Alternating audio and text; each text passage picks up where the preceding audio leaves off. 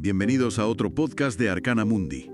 Hoy vamos a hablar sobre el Eixample de Barcelona, el distrito que básicamente dibujó la Barcelona moderna. Exacto. Para ponernos en situación, pensemos en la Barcelona de mediados del siglo XIX, una ciudad, totalmente atrapada detrás de sus murallas medievales, con una densidad de población brutal, ¿no? Unas 850 personas por hectárea. Sí, una barbaridad.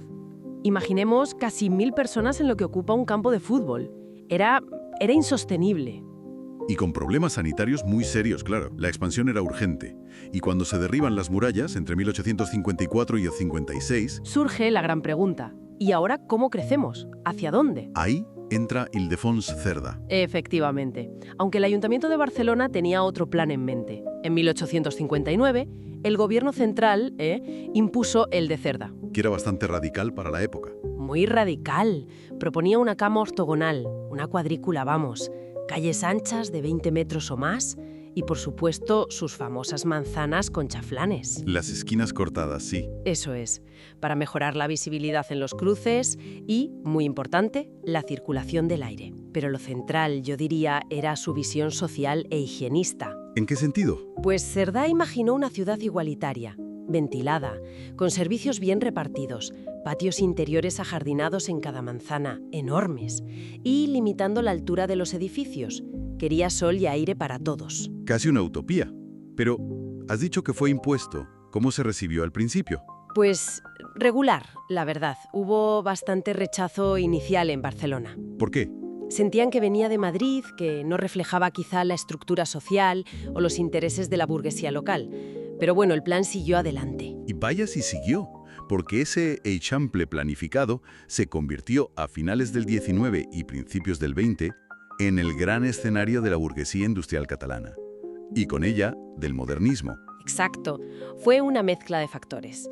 La burguesía tenía dinero, prosperidad y buscaba un sitio donde mostrar, su poder, su refinamiento. Y el Eixample ofrecía esas parcelas grandes y bien ubicadas. Y ahí aparecieron los grandes arquitectos. Claro. Gaudí con la Casa Batlló, La Pedrera, Luis Domenech i Moraner con la Casa León Morera o esa maravilla que es el Hospital de Sant Pau. Patrimonio de la humanidad ambos. Sí. Y Puig i Cadafalch con la Casa Matiller crearon un estilo único, concentrado sobre todo en el famoso Quadrat d'Or, alrededor del Passeig de Gràcia. Y la Sagrada Familia, claro, que empezó en 1882. Por supuesto, el gran símbolo que aún hoy sigue definiendo la ciudad. Vale, tenemos la cuadrícula de Cerdá y encima las joyas modernistas. Pero mencionabas antes la visión original de Cerdá. ¿Qué pasó con esos patios interiores verdes, los edificios bajos? Pues ahí es donde la realidad, y sobre todo la especulación inmobiliaria, empezó a desdibujar el plan. ¿Cómo? La idea original era construir solo en 2 lados de la manzana, dejando jardines enormes en el interior. Ah, solo 2. Sí, pero la presión por construir más, por maximizar el espacio, llevó a edificar los 4 lados y a ocupar gran parte de esos patios interiores. Se perdió el espacio verde interior.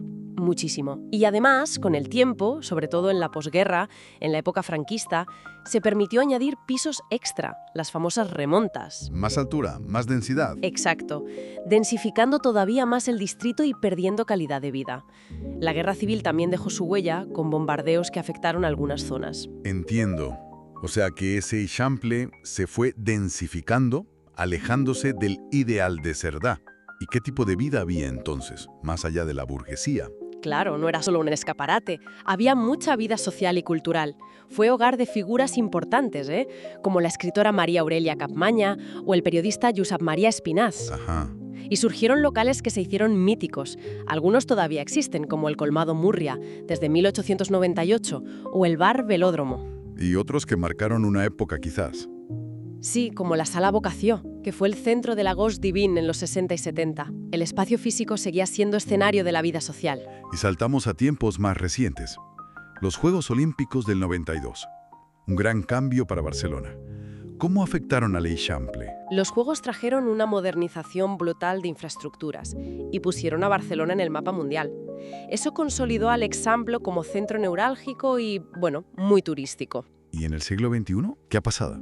Hemos visto nuevos iconos como la Torre Glories o la reconversión de espacios como el Nacional. Pero quizás lo más significativo ahora mismo es el proyecto de las superilles, las supermanzanas. Que buscan recuperar espacio para la gente, ¿no? Exactamente. Es un intento muy consciente de quitarle espacio al coche. Imagina que llegaron a cruzar el distrito unos 350.000 coches al día y reducir la contaminación. Vaya cifra. Y es interesante porque conecta directamente con esa visión higienista original de Cerdá. El eje verde de Consell de Cent es el ejemplo más claro. Pero no sin debate, supongo. No, claro, afronta desafíos enormes. Gestionar el turismo masivo, la contaminación que persiste, los precios de la vivienda que están por las nubes. Entonces, resumiendo un poco, empezamos con un plan casi utópico de Cerdá, muy social. Se convierte en el escaparate del modernismo burgués. Luego se densifica mucho, perdiendo parte de la idea original. Y ahora, proyectos como las supermanzanas intentan, digamos, reconectar con ese espíritu inicial para solucionar problemas actuales. Justo. El legado de Cerdá sigue muy vivo y en constante debate. Impresionante cómo un plan de hace tanto tiempo sigue marcando la ciudad. Sí. Y lo fascinante, como reflexión final, es ver cómo un diseño de hace más de 160 años sigue siendo la estructura base y cómo volvemos a mirar sus principios, salud, espacio público, sostenibilidad, para buscar soluciones hoy. La pregunta es, ¿hasta qué punto esa visión original de Cerdá puede seguir guiándonos para las ciudades del futuro? Una pregunta interesante. Sugiere un tema en comentarios y no olvidéis suscribiros para más actualizaciones sobre este y otros temas.